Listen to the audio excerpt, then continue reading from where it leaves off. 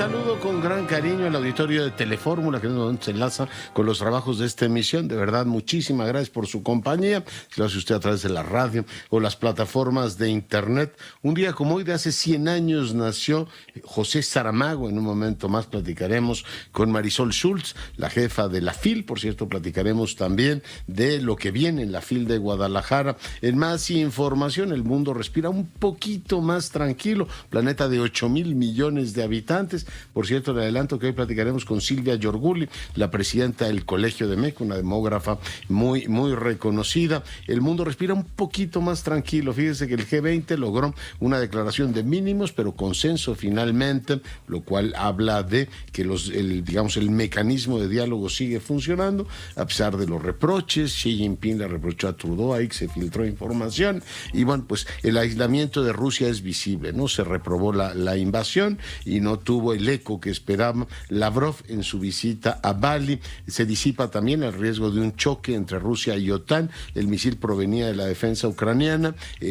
Rusia, en este caso Moscú, aprecia la actitud de los Estados Unidos, que valoraron todas las pruebas antes de responder de una manera directa. Así es que, bueno, estamos un poquito más tranquilos. En la COP, hace un momento platicábamos con Simone Lucatello. La visión no es particularmente entusiasta, pero sigue la reunión en Egipto. Lula dice que no hay seguridad climática sin una Amazonía protegida. Le ha dado pues un giro políticamente muy interesante la presencia de Lula a esa cumbre. En más información, quiero decirle que el presidente dice que él también quiere su marcha y que va a ocurrir el día 27 de noviembre. Hoy, por cierto, el jefe del Estado se reunió con el ingeniero Slim, platicó y comió con Felipe González, con Ricardo Lagos, con el expresidente uruguayo Sanguinetti y con el expresidente dominicano Leonel Fernández. Platicaremos, por supuesto, del tema. Espero que de fútbol no hayan hablado, porque México perdió con Suecia y no hay como un entusiasmo enorme así por el desempeño de la selección,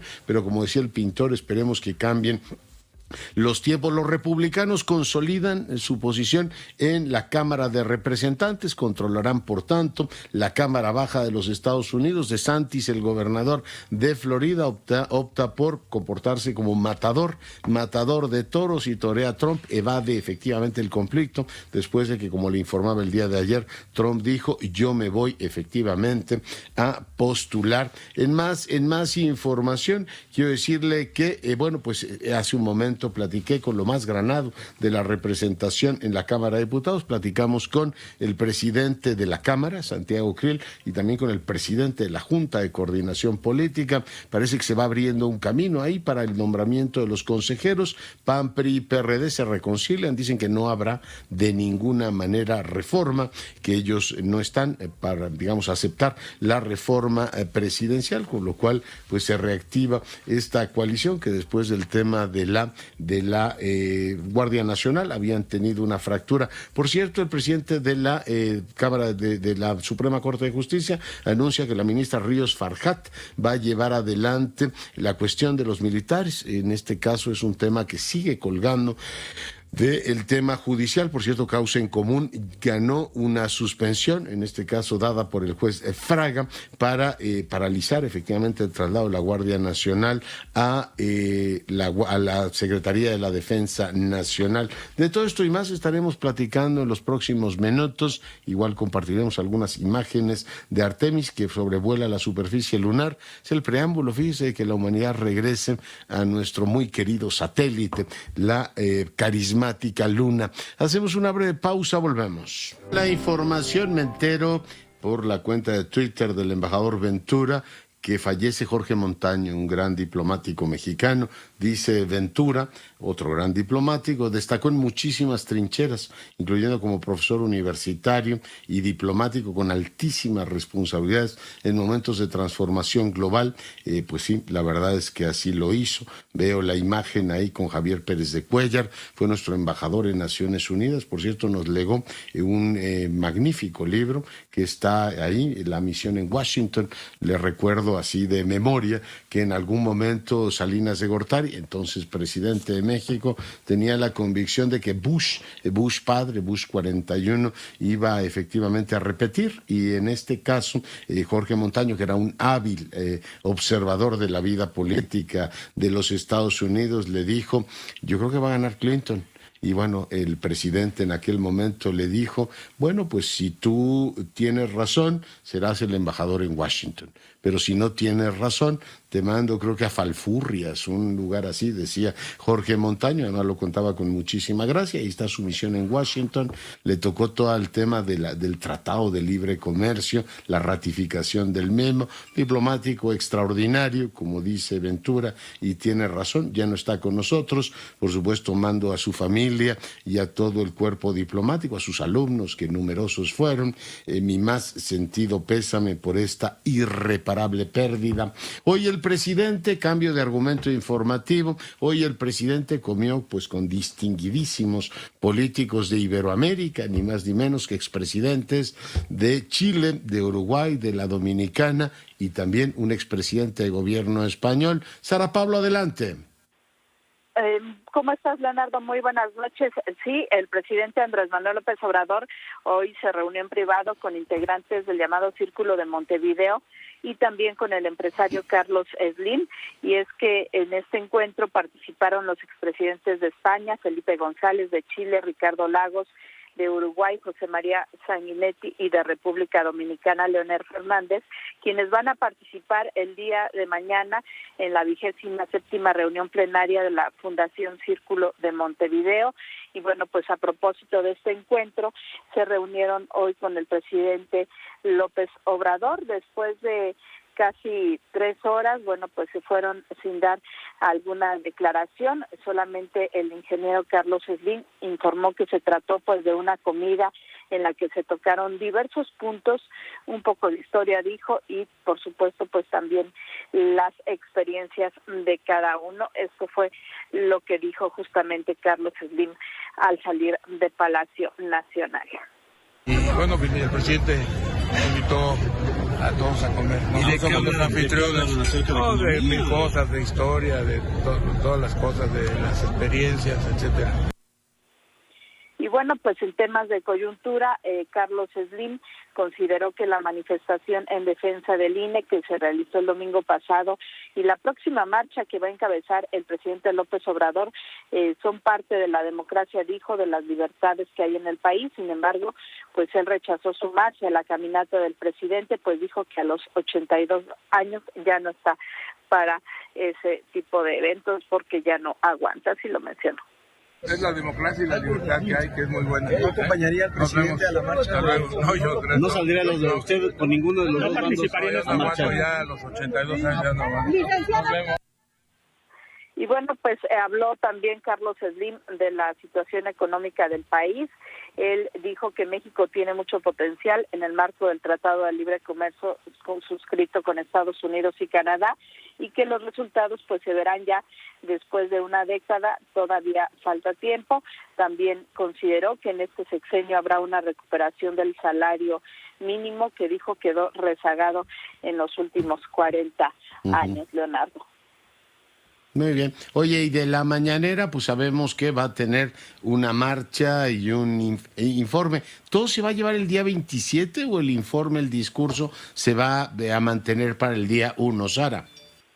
Todo el 27, él tenía previsto el evento el 1 de diciembre a las 5 de la tarde, jueves, en el Zócalo. Dijo que, bueno, pues primero va a ser la marcha propiamente, que sale del Ángel de la Independencia al Zócalo capitalino a las 9 de la mañana el 27 de noviembre, que será domingo.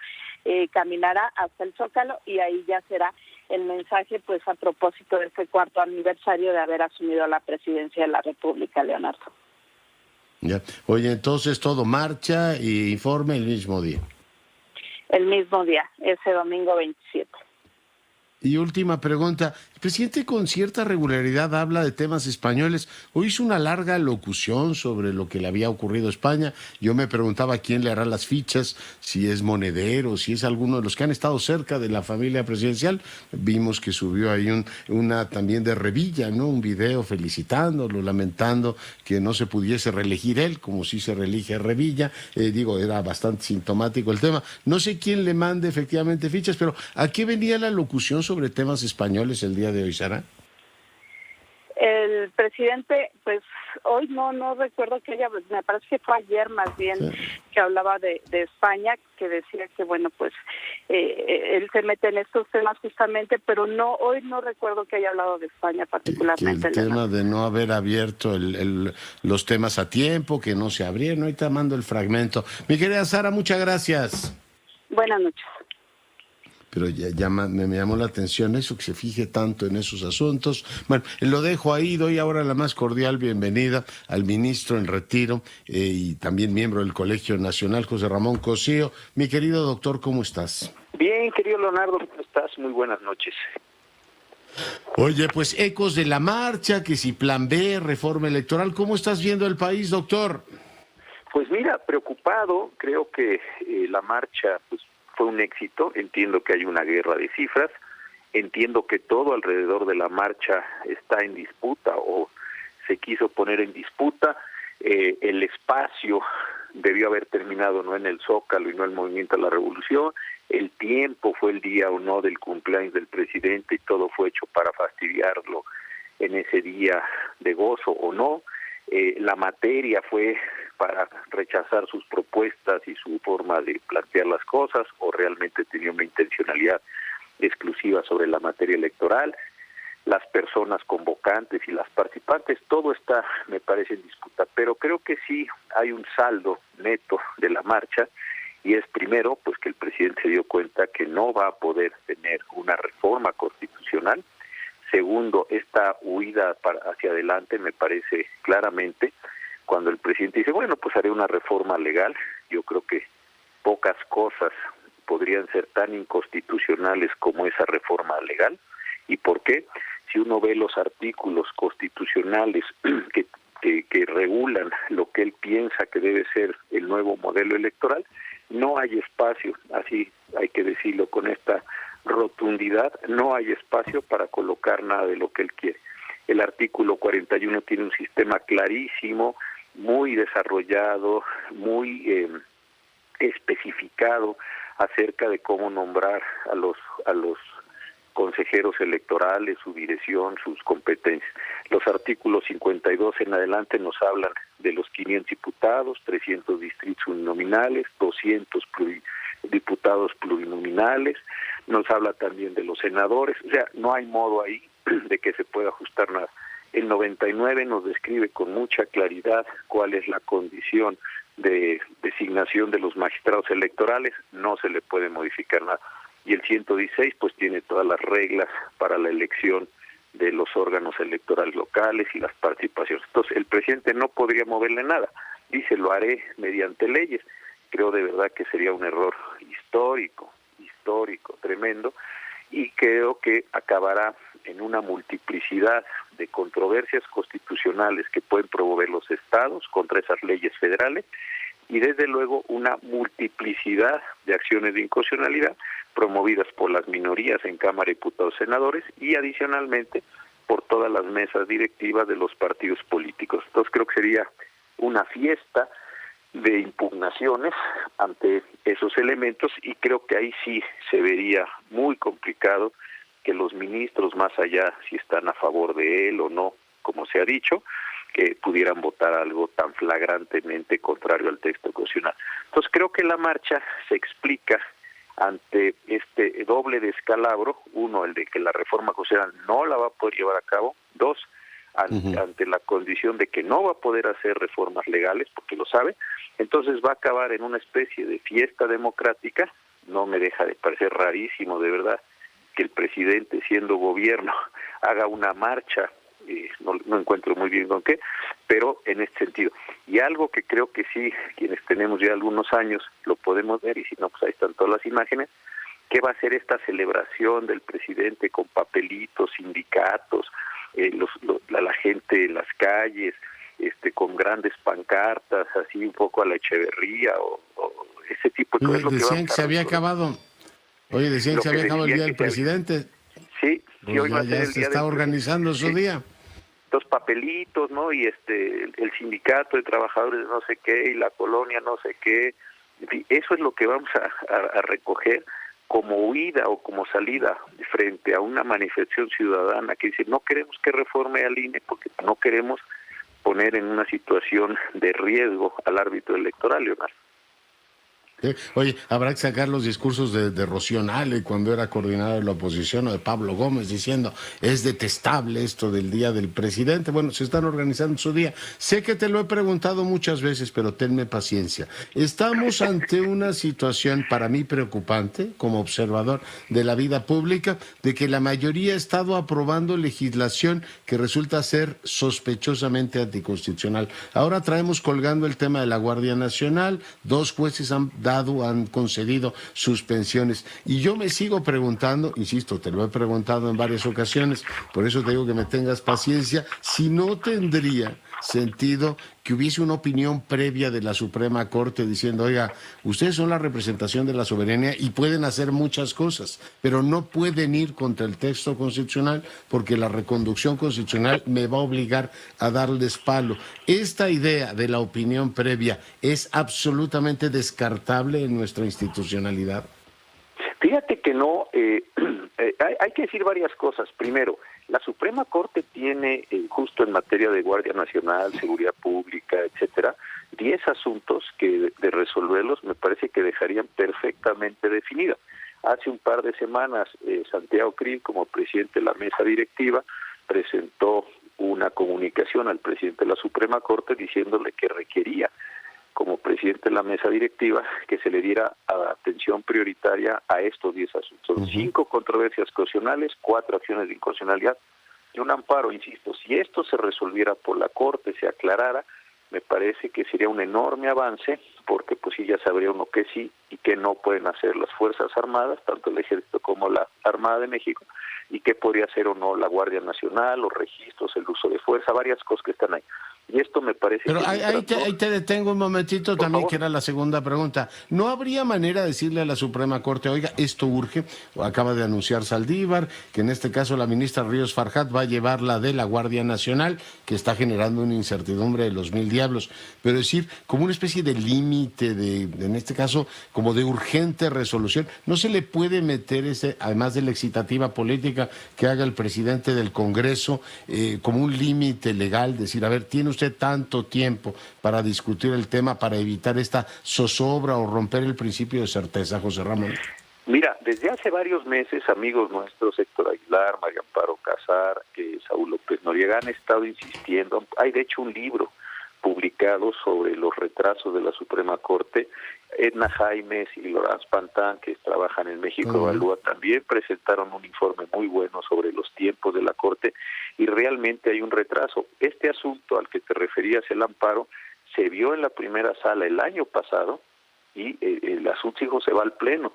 Pasó casi un año para verse cuando, bueno, el proyecto pues tendrá algunos cambios, algunos ajustes. Entonces sí me parece que hay ahí un asunto muy serio de la condición, pero no hay más que la exhortativa de sus propios compañeros al presidente de la Suprema Corte o a los presidentes de salas, que son los encargados de hacer la lista de los asuntos y fijar su fecha para discusión, sea en el Pleno o sea en alguna de las 2 salas de la Suprema Corte. Creo que este sí es un asunto muy delicado y me parece que es lo que llevó a que Santiago Krill, como presidente de la mesa directiva de la Cámara de Diputados, pues hiciera esta exhortativa señalando los casos y las condiciones.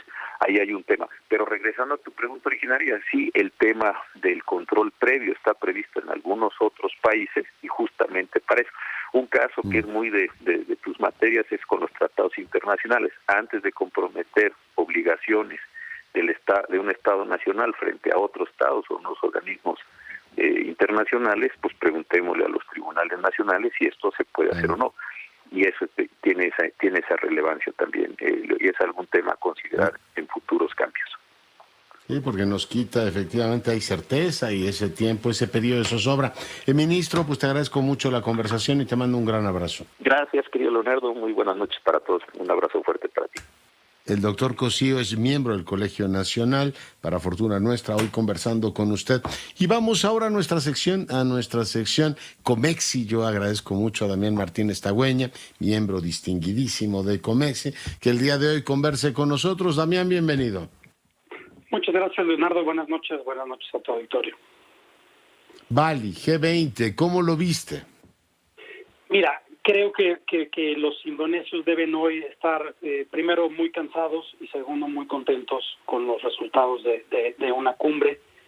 Yo en este momento no estoy en el gobierno, pero sí fui parte del equipo negociador del G20 del gobierno de México en los primeros 2 años de la actual administración.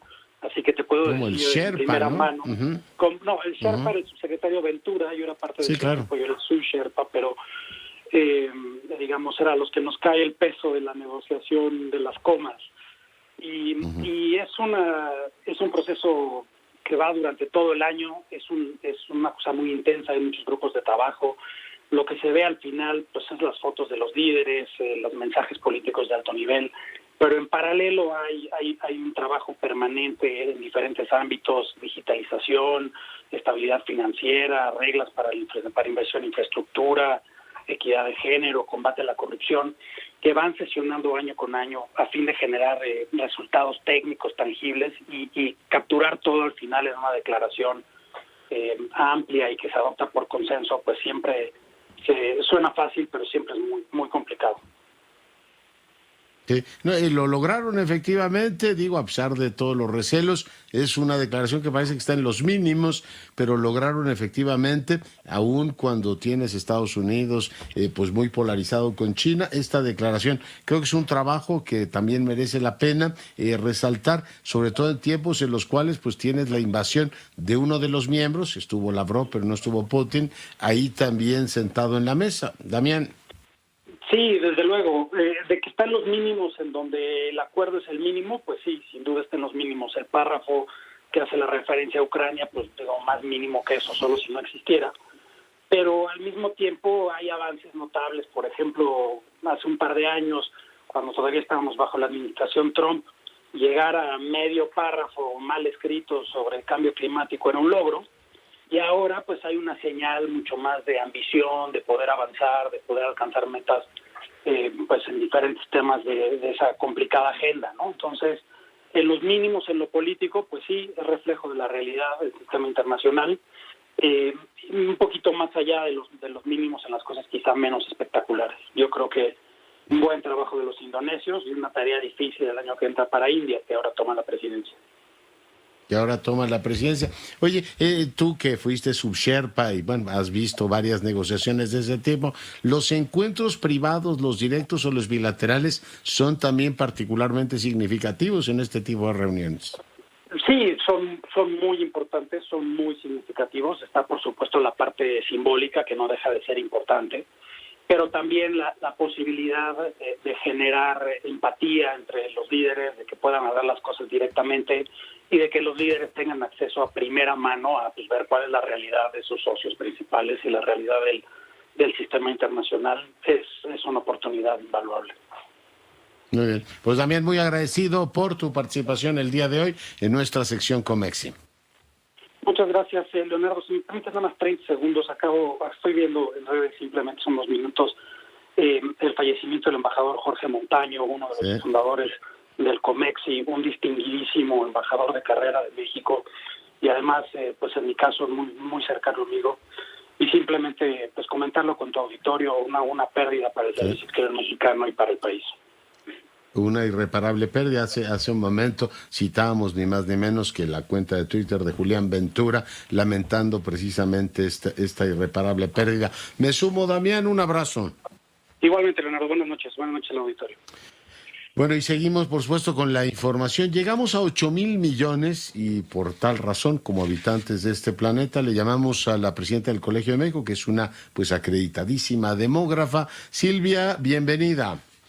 Querido Leonardo, qué gusto escucharte Y bueno, aprovecho también para sumarme a las condolencias a la familia Jorge Montaño, a su esposa, que es una queridísima demógrafa, una pérdida para el país.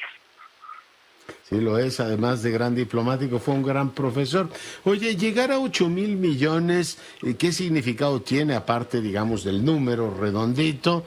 Preguntarte, pues, cómo están las tendencias demográficas en el mundo, si tendemos a estabilizarnos en torno a o tenderemos a estabilizarnos en torno a los 10,000 millones. En fin, cuéntanos las tendencias, comparte, por supuesto, con el auditorio una reflexión sobre este número tan característico. Silvia.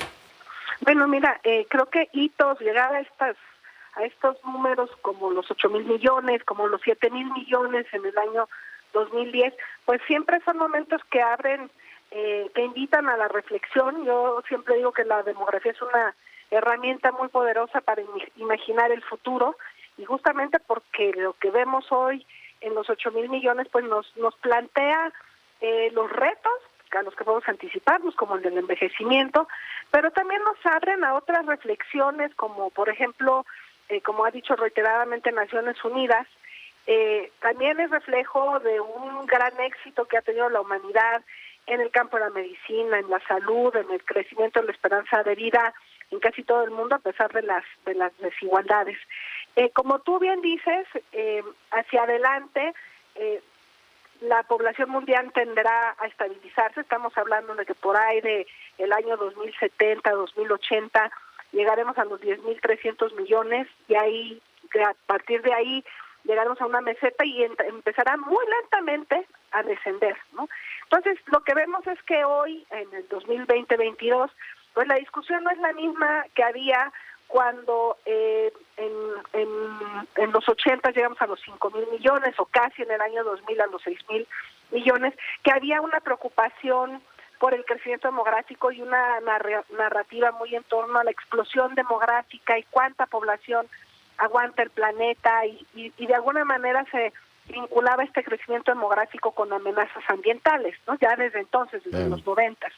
Ahora el panorama es distinto. Por ejemplo, sabemos que no son los países más poblados los que generan más emisiones per cápita, sino que hay una diferencia enorme en emisiones per cápita. Sabemos que hay una gran desigualdad, por ejemplo, en la distribución de alimentos, entonces sí podemos anticipar que habrá países del mundo que enfrentarán grandes retos para alimentar a su población.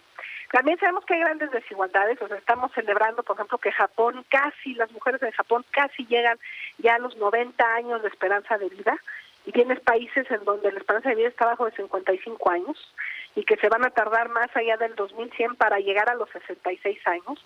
Entonces, pues es un momento para reflexionar sobre las desigualdades. Y también, tú me dices, o yo me sigo, porque me puedo seguir, Leonardo. No. Te iba a preguntar sobre el tema del envejecimiento. Si, por ejemplo, la esperanza de vida es absolutamente elástica, podemos seguir viendo, como ha ocurrido en los últimos 100 años, que se duplique, ¿no?, la esperanza de vida. En fin, es tan elástica. Cuéntanos cómo ven las cosas. Bueno, esa es una de las preguntas a plantearse, ¿no? ¿Hasta dónde va a seguir aumentando la esperanza de vida en el mundo? Y efectivamente, bueno, pues estamos ya entrando un poco al plano de la especulación. Otra colega demógrafa, Rosario Cárdenas, ella decía que bueno, que probablemente desde el campo de la medicina habría algunas ideas en torno a los 120 años como un promedio en la vida de las personas, pero ya los avances, o sea, hay un momento en que los avances en la esperanza de vida son muy rápidos. ¿Por qué? Porque atiendes enfermedades gastrointestinales, porque baja mucho la mortalidad infantil y empiezas a tener ganancias en promedio de años en que la población puede esperar vivir, ¿no? Entonces se da como un crecimiento más rápido. Ya cuando llegas, digamos, como Japón, que está cercano a los 90 años para las mujeres, porque más ahí está la desigualdad en la esperanza de vida entre hombres y mujeres, que es un gran tema para hablar, pero ya ahí las ganancias son más lentas, se va poco a poquito. Pero yo te mencionaba, a mí hay un dato que me impresiona mucho.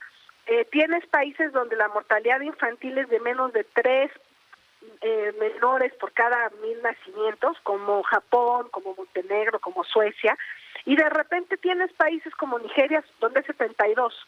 Entonces hay unas disparidades enormes en ese sentido. Yo esperaría que si se tomaran medidas y de repente hubiera unas avances muy importantes en calidad de vida en países de África, ellos son los que tienen más potencial de ganar años rápidamente y aumentar su esperanza de vida, ¿no? Ese va a ser el gran cambio. Pues doctora Yorguli, te agradezco mucho el tiempo que has estado esta noche con nosotros. Muchas gracias, Leonardo, y bueno, gracias por abrir este espacio para reflexionar sobre el futuro de la humanidad en este marco de los 8,000 millones de habitantes.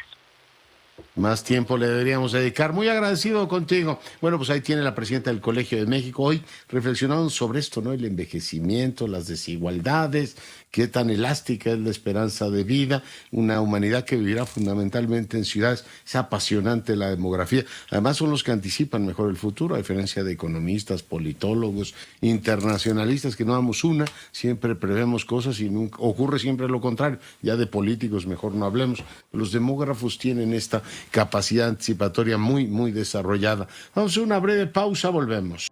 Con la información, dejamos los temas demográficos y por supuesto los políticos. Hoy tenemos muchísimos asuntos para abrir un espacio a dos asuntos trascendentes, de enorme relevancia. Uno, un día como hoy, hace 100 años nacía José Saramago, el gran escritor portugués. Y la segunda es que ya tenemos la FIL de Guadalajara, la FIL 22 en puerta, ya estamos muy cerca. Yo me enlazo con su directora general, Marisol Schultz, a quien saludo siempre con afecto. Marisol, ¿cómo estás? Qué gusto, Leonardo. Muy bien, aquí ya calentando motores para la feria, como sabes. Oye, 100 años de Saramago. Fue un asiduo a la FIL, ¿no? Lo tuvieron en varias ocasiones a este gran escritor portugués. Además, un hombre carismático, de muy buen tono. Marisol. Sí, así es, Leonardo. Como sabes, Saramago fue muy cercano a México. Vino a México en diversas ocasiones, no solamente a Guadalajara, sino a otras partes de nuestra república. Pero en particular en la Feria Internacional del Libro de Guadalajara estuvo en muchas ocasiones y el público, la verdad es que lo adoraba, fue muy querido, fue una persona además que se daba al público, que se entregaba. Él, por ejemplo, firmaba todos los ejemplares de todo el público que se formaba para ello, cada que venía a presentar algún libro. Y era pues una personalidad única, un premio Nobel, como todos sabemos, pero eso no le quitaba la sencillez, la humildad, la forma como se podía relacionar con cualquier persona del público. Sí, un personaje sí importante. Él ya había fallecido cuando Portugal fue el país invitado a la FIL, ¿verdad? Sí, él ya había fallecido. Él falleció en el 2010, nosotros tuvimos en el 2018 a Portugal como invitado de honor, pero tengo que decir que mucho fue el que tuviéramos a Portugal gracias a la gestión y a la ayuda de Pilar del Río, viuda y compañera y traductora de Saramago, quien sigue siendo muy cercana a la feria, quien es amiga personal, y ella nos ayudó a las gestiones con los ministros de Cultura. Digo los ministros porque cambiaron en el transcurso del tiempo que hicimos la gestión, y pues fue muy cercana a que Portugal fuera invitado de honor. Una mujer notable que trabajó también en la Carta de los Deberes de la Humanidad, un asunto fundamental. Oye, yo no sé si habrá un homenaje a Saramago, parte de efectivamente las... Cuéntanos.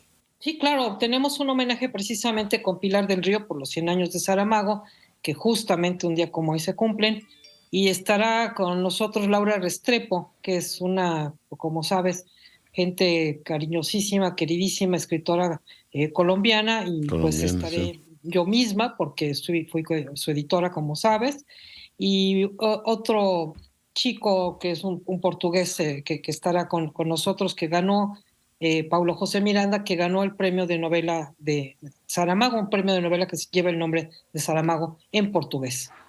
Oye, sé que es absolutamente convencional y uno va cambiando de opinión, pero a ti de los libros de Saramago, ¿cuál es el que más te gusta, Marisol? Sí, uno cambia. ¿O te ha gustado? A mí me sigue gustando mucho Ensayos sobre la ceguera, pero El viaje del elefante también me parece un libro bellísimo, lleno de metáforas.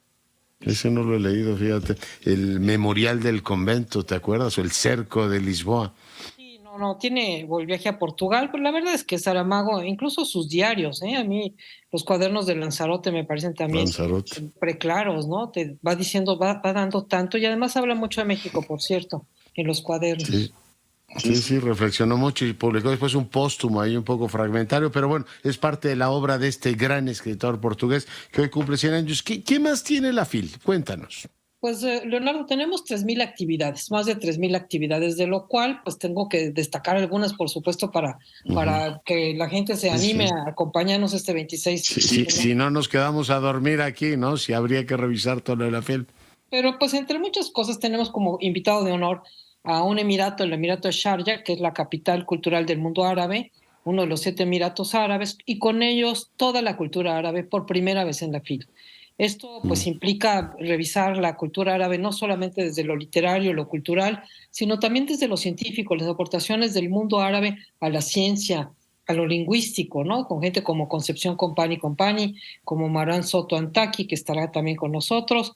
En fin, Carlos Martínez Azad, tendremos la presencia de la sheikha, así se le llama, la hija del sheikh que es Budura Al-Qasimi, que ella estará, además es la presidenta de los editores internacionales, Asociación Internacional de Editores, y nos acompañará también hablando de la mujer en el mundo árabe, ¿no? ¿Qué es lo que ocurre con la mujer en el mundo árabe? Eso desde el punto de vista del invitado de honor. Como sabes, tenemos el premio Phil, y este año se lo dieron, porque eso se lo otorga un jurado, al escritor rumano Mircea Cărtărescu, también otra de las grandes figuras. Es extraordinario.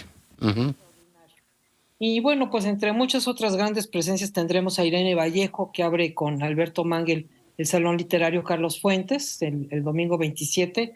Irene Vallejo. La deslumbrante Irene Vallejo. Con un libro que es increíble, que con este libro cómo rompió todos los récords, ¿verdad? De ventas y de cómo se ha manejado, cómo se ha hablado del libro. Es el amor que tenemos por el libro, Marisol.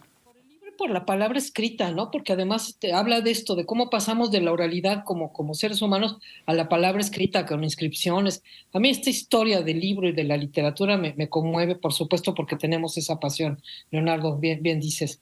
Y bueno, ahora que dije Leonardo, pues viene Leonardo Padura, tu tocayo, ¿no? El cubano que nos ha acompañado. Que trae novedades, sí.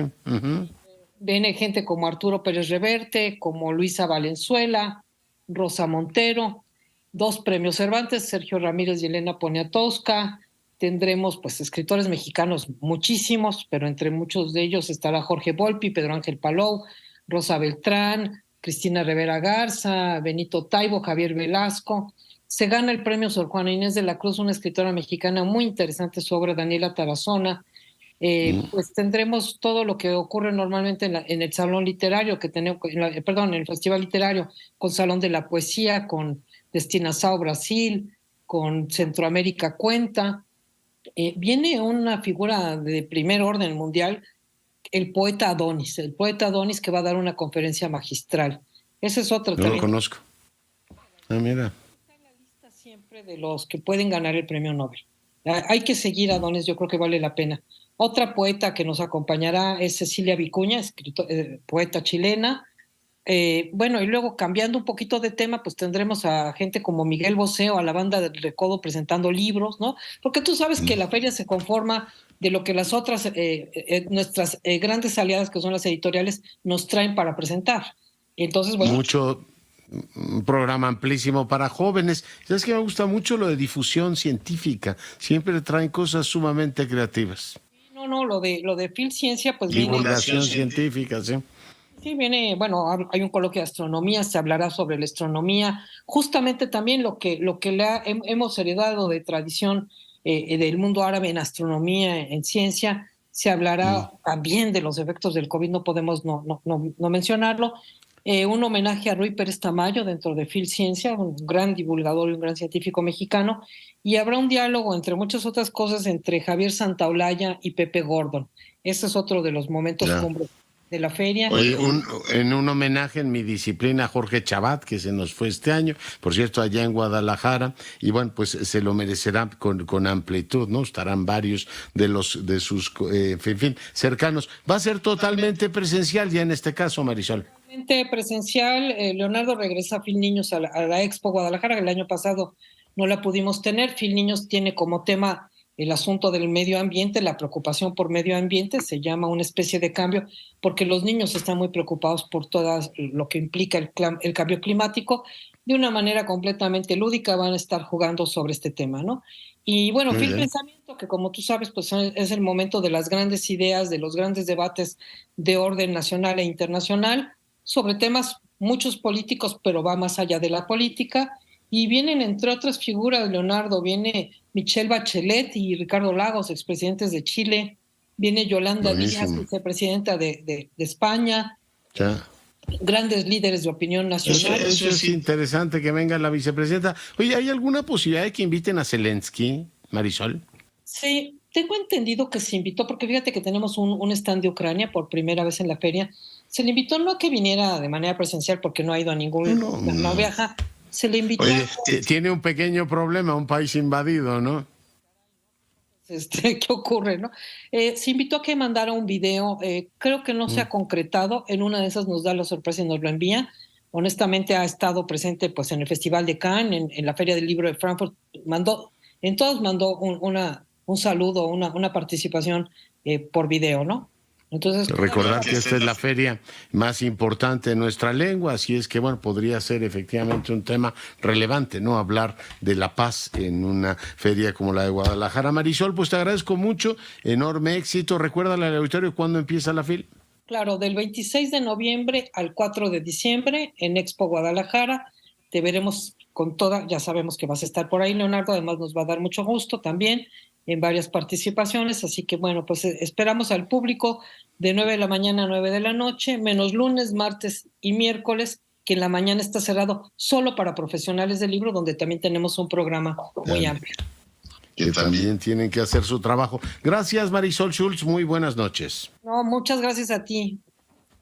Y bueno, pues gracias, ahí tiene usted a Marisol, que es además fue editora de José Saramago. Hoy recordamos ese gran escritor. Me escribe Javier Lozano, dice, para mí el mejor es el Evangelio según Jesucristo. Gran libro, Javier. Sí, habrá que leer y releer a ese portento. Bueno, cambio de argumento informativo. Voy ahora con la doctora Domínguez Barbosa. Andrea, buenas noches.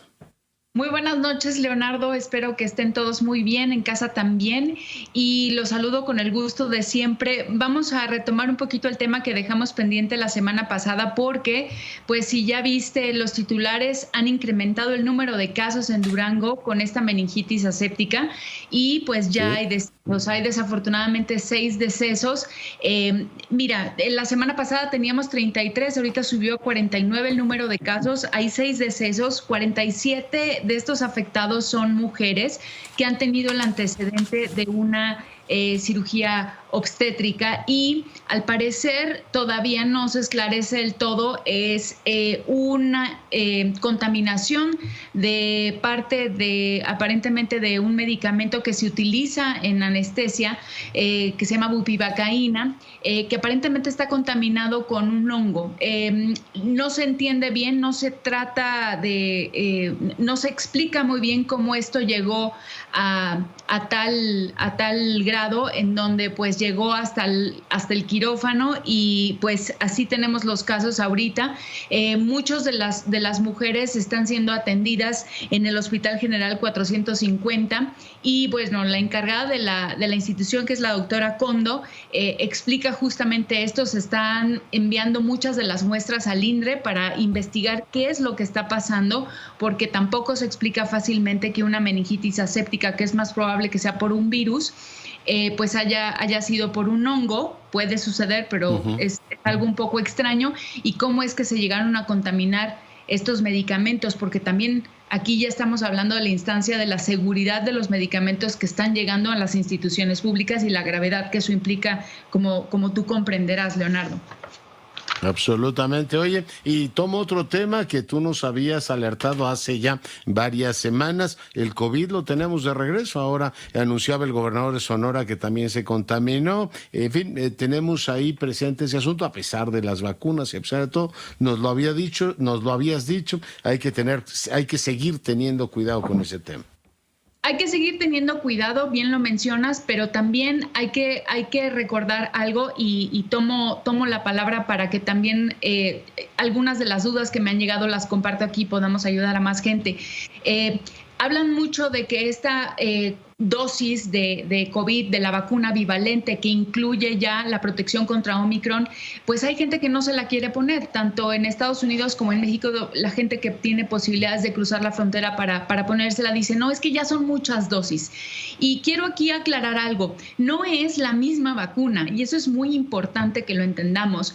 Este refuerzo de vacuna trae la protección, sí, anterior contra las cepas anteriores, todas las variantes anteriores, pero incluye también la de Omicron. Entonces, considérenlo como una vacuna nueva y no son demasiadas dosis. Así como nos tenemos que poner, me permito tomar el ejemplo que hoy escuché de mi maestro, el doctor Francisco Moreno, gran infectólogo de nuestro país, decía, pues es como si me dijeras a mí que me pongo, llevo puestos 24 o 30 vacunas contra la influenza. Pues yo todos los años me pongo la vacuna contra influenza. No es así. Todos los años es diferente. Entonces, no es que vaya a ser necesariamente una vacuna nueva todos los años, pero esta vacuna bivalente nos protege justamente contra Omicron y todas las subvariantes que están siendo, pues ahorita culpables de estos incremento de los casos.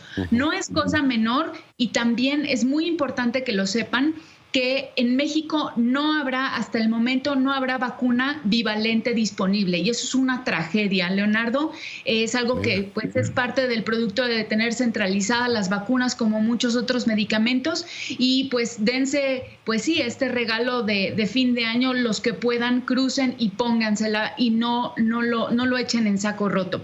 La otra cosa es si se pueden poner más de una dosis de Omicron, y si me tengo que poner, por ejemplo, la vacuna de la influenza al mismo tiempo, lo hemos platicado aquí varias veces, lo pueden hacer para aquellas personas en grupos de riesgo como la comunidad LGBTIQ, que se quieran poner la vacuna contra la viruela símica, que también está disponible en Estados Unidos, lo pueden hacer.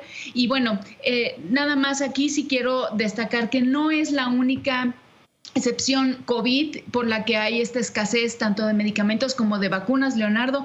Hay una escasez por parte de COFEPRIS. Tenemos retenido otro tipo de inóculos como son del virus de papiloma humano en los niños. Hay también el virus de varicela zoster en la vacuna recombinante, está totalmente retenida, y vacunas que ya teníamos como tétanos y como por ejemplo la fiebre amarilla para aquellos que viajan, tampoco está disponible. Entonces, pues esto es un llamado a nuestras autoridades para que podamos extender esto y que pues no secularicemos la salud, porque esto es prevención totalmente. Absolutamente, pues tomamos nota. Andrea, te mando un gran abrazo. Igualmente, cuídense mucho. La doctora Domínguez Barrosa, para fortuna nuestra, el día de hoy en este espacio. Bueno, le comento que hoy las bolsas perdieron, mal día, 0.21 abajo, la bolsa mexicana de valores, el dólar estuvo en 19.83. Y bueno, pues nos vamos. Yo soy Leonardo Curcio, a nombre de todo el equipo, le agradezco mucho que haya estado esta noche con nosotros. Sigue nuestras frecuencias, le pido, le ruego que sea rabiosamente feliz, se lo merece.